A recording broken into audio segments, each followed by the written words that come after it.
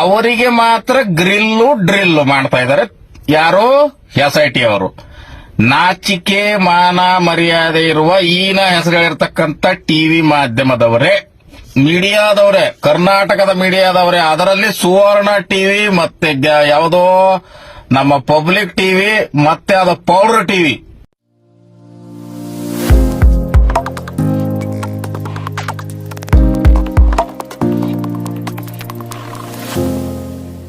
ಬೋರ್ಡೆ gang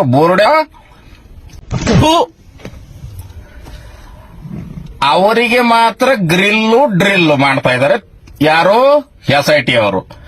ನಾಚಿಕೆ ಮಾನ ಮರ್ಯಾದೆ ಇರುವ ಈನ ಹೆಸರುಗಳಿರ್ತಕ್ಕಂಥ ಟಿವಿ ಮಾಧ್ಯಮದವರೇ, ಮೀಡಿಯಾದವರೇ, ಕರ್ನಾಟಕದ ಮೀಡಿಯಾದವರೇ, ಅದರಲ್ಲಿ ಸುವರ್ಣ ಟಿವಿ ಮತ್ತೆ ಯಾವುದೋ ನಮ್ಮ ಪಬ್ಲಿಕ್ ಟಿವಿ ಮತ್ತೆ ಅದು ಪೌಡರ್ ಟಿವಿ ಮತ್ತೆ Suvarna TV, public TV, regional TV ಅವರಿಗೆ ನಾನೊಂದು ಕೇಳಬೇಕೇನಂದ್ರೆ, ನಮ್ಮ ತಿಮರೋಡಿ ಅವರಿಗೆ, ಗಿರೀಶ್ ಮಟ್ಟಣ್ಣನವರಿಗೆ, ಮತ್ತೆ ಸಮೀರ್ಗೆ, ಜಯಂತ್ ಅವರಿಗೆ, ಅದರಲ್ಲಿ ಹೋರಾಟಗಾರರು ಯಾರ್ಯಾರಿದ್ದಾರೆ ಅವರಿಗೆ SIT ಅವರು ಕರೆದಾಗ ಅವರಿಗೆ ತನಿಖೆ ನಡೆಸ್ತಾ ಇರುವಾಗ, ಅವರನ್ನ ವಿಚಾರಣೆ ಮಾಡ್ತಾ ಇರುವಾಗ ಬರ್ತಾ ಇರ್ತಕ್ಕಂಥ ವರ್ಡ್ ಏನು ಅಂದ್ರೆ ಬುರುಡೆ ಟೀಮ್, ಬುರುಡೆ ಗ್ಯಾಂಗ್ನವರಿಗೆ ಡ್ರಿಲ್ಲು.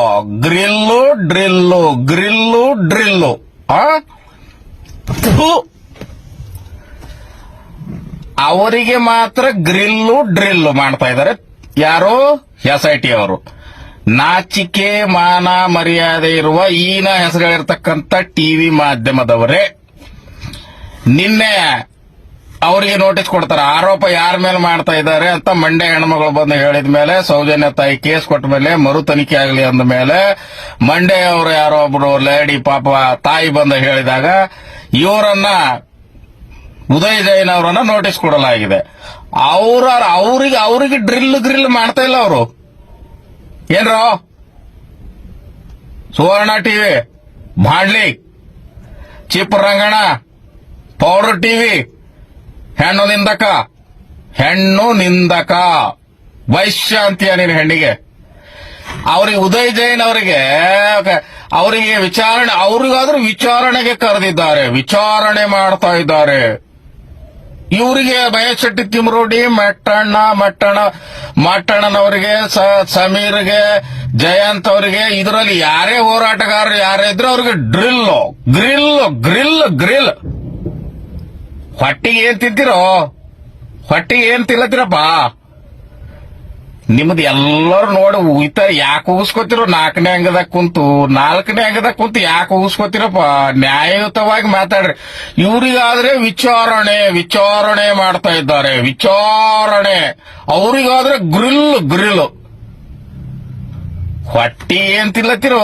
ಊರು ಜನ ಉಗಿತಾ ಇದ್ದಾರೆ, ಇಡೀ ರಾಜ್ಯದಾದ್ಯಂತ ಉಗಿತಾ ಇದ್ದಾರೆ. ಅವರಿಗಾದ್ರೆ ಗ್ರಿಲ್ಲು, ಬುರುಡೆ ಗ್ಯಾಂಗು, ಇವರಿಗಾದ್ರೂ ವಿಚಾರಣೆ. ಆಹಾಹಾಹಾಹಾ ಇದೆ. Vet and watch. ತಡ್ಕೋರಿ ಬರುತ್ತೆ ಪರಪ್ಪನ ಅಗ್ರಹಾರ. ಅಲ್ಲಿ ಹೋಗಿ ವಿಡಿಯೋ ಮೈಕು ಹಿಡ್ಕೊಂಡು ಅಡ್ಡಾಡ್ರಂತ. ಅಲ್ಲಿವರೆಗೂ ಹೋರಾಟಗಾರರ ಮೇಲೆ ಎಲ್ಲಾ ಕಡೆ FIR, ಒಬ್ಬೊಬ್ಬರ ಮೇಲೆ 3, 4, 5, 6, 8, 10, 20 ದಿನ ಒಂದೊಂದು FIR. ಸತ್ಯವನ್ನ ಪ್ರಶ್ನೆ ಮಾಡಿದ್ದಕ್ಕೆ ಸ್ವಲ್ಪ ಗಡುಸು ಧ್ವನಿಯಲ್ಲಿ ಮಾಡಿದರು ಅಥವಾ ಬಾಯಿ ತಪ್ಪಿ ಒಂದು ಚೂರು ಏನಾದರೂ ಅಂದರು, ಅದನ್ನೇ ಇಟ್ಕೊಂಡ್ಬಿಟ್ಟು ಪ್ರಶ್ನೆ ಮಾಡುವವರನ್ನ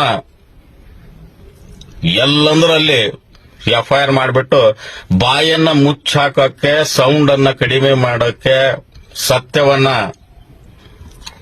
ಅಳಿಸೋಕೆ, ಸತ್ಯದ ಪರ ನಿಂತವರಿಗೆ ಭಯ ಹುಟ್ಟಿಸೋಕೆ, ಸತ್ಯದ ಪರ ನಿಂತು ಧ್ವನಿಯನ್ನು ಮಾಡ್ತಾ ಇರುವವರನ್ನ, ಹಿಂದೆ ಸಪೋರ್ಟ್ ಮಾಡೋರನ್ನ ಭಯ ಪಡಿಸೋಕೆ, ಅವ್ರ ಹಿಂದೆ ಯಾರು ಬರಬಾರದು ಅನ್ನುವ ಉದ್ದೇಶವನ್ನಿಟ್ಟುಕೊಂಡು ಕೆಲವರಿಗೆ ಪ್ರಶ್ನೆ ಮಾಡುವಾಗ ಒಂದು ಗಡುಸು ಧ್ವನಿಯಲ್ಲಿ ಪ್ರಶ್ನೆ ಮಾಡುವಾಗ ಮನುಷ್ಯನಿಗೆ ಆಗಿರತಕ್ಕಂತ ಅನ್ಯಾಯದ ವಿರುದ್ಧ ಗಡುಸು ದನಿಯಲ್ಲಿ ಮಾತಾಡಿದಾಗ ಅಥವಾ ಬಾಯಿ ತಪ್ಪಿ ಒಂದು ವರ್ಡ್ ಅಂದಾಗ ಮಾಡ್ತಾ ಇರತಕ್ಕಂತ ಬೆಳವಣಿಗೆ ನೋಡಿದರೆ ಈ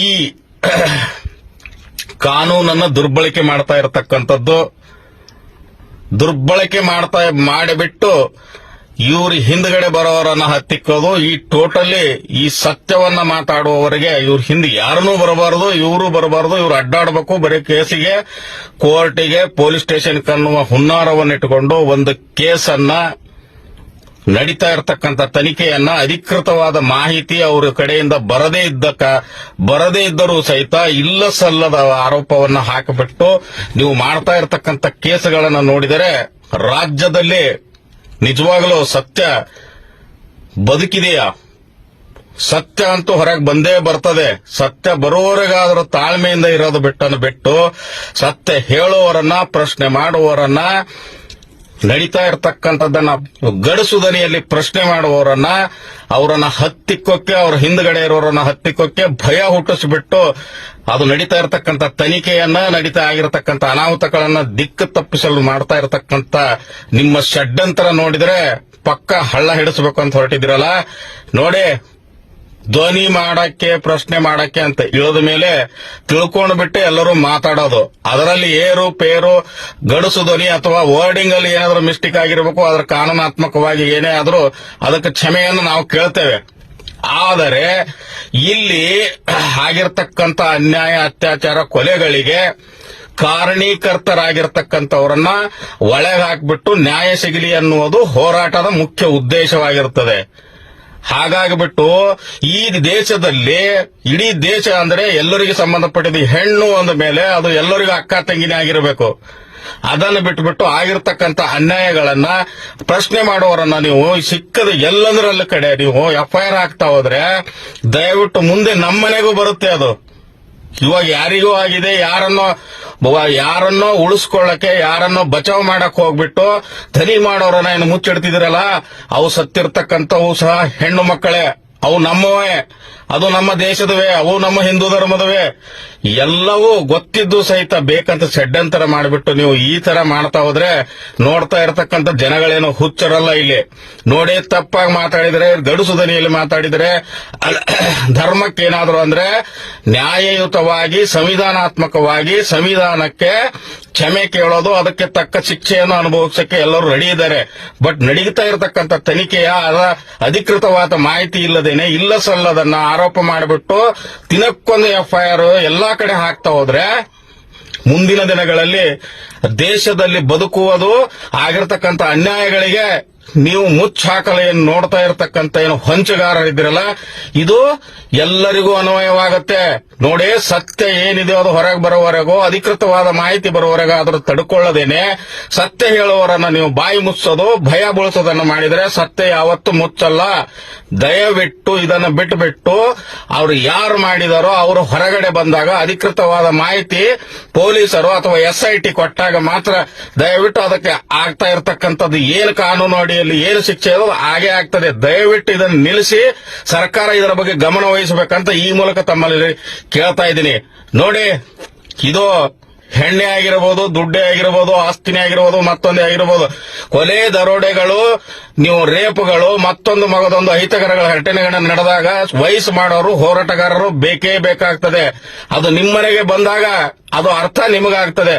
ನೀವು ಮಾಡ್ತಾ ಇರೋದೇನಿದೆಯಲ್ಲ ನಿಜವಾಗ್ಲೂ 1000% ತಪ್ಪಾಗುತ್ತೆ. ಯೂ ಟರ್ನ್ ಹೊಡೆಯವ್ರೆ, ದುಡ್ಡಿದ್ದವ್ರ ಹಿಂದೆ ಪಕ್ಕಕ್ಕೆ ಹೋಗಿ ನೀವು ಅವ್ರ ಬಾಲ ಬಡಿಯವ್ರೆ. ದಯವಿಟ್ಟು ಇದನ್ನು ಮಾಡಬೇಡಿ. ಇದು ಅನ್ಯಾಯದ ವಿರುದ್ಧ ಹೋರಾಟ ಹೊರತಾಗಿ ಯಾರ ಮನೆಗೆ, ಯಾರ ಧರ್ಮಕ್ಕೆ, ಯಾವ ಒಬ್ಬ ವ್ಯಕ್ತಿಯ ಮೇಲೆ ಅಲ್ಲ. ದಯವಿಟ್ಟು ಇದನ್ನು ಅರ್ಥ ಮಾಡಿಕೊಂಡು ಸರ್ಕಾರ ಇದರ ಬಗ್ಗೆ ಗಮನವನ್ನು ಕೊಟ್ಟು ಕುಲಂಕುಷವಾದ ತನಿಖೆಗೆ ಯಾರು ಅಡ್ಡಪಡಿಸಬಾರ್ದೇನಂತ ಸ್ಟೇಟ್ಮೆಂಟ್ ನೀವು ಕೊಡದೆ ಹೋದ್ರೆ ಮತ್ತಾರು ಕೊಡ್ತಾರೆ? ಮಾನ್ಯ ಸಿದ್ದರಾಮಯ್ಯನವರೇ, ನೀವು ಮೀಸೆ ಎಣಿಸಿದ್ದೇನೆ, ಇದನ್ನ ಮಾಡೋದು ಬಿಟ್ಟು ತನಿಖೆ ಆಗುವವರೆಗೂ ಯಾರಾದ್ರೂ ಮಾಡಿದ್ರೆ ಅವ್ರ ಮೇಲೆ FIR ಮಾಡಿ ಅಂತ ನೀವು ನಿಮ್ಮ ಬಾಯಿಂದ ಯಾಕೆ ಬರ್ತಾ ಇಲ್ಲ ಅನ್ನೋದು ನನ್ನ ವಿನಂತಿ. ದಯವಿಟ್ಟು ನೀವು ಮಾತಾಡಬೇಕು. ಅದನ್ನ ನೀವು ಮಾತಾಡ್ತೀರಾ ಅಂತ ಕಾಯ್ತಾ ಇದ್ದೀವಿ.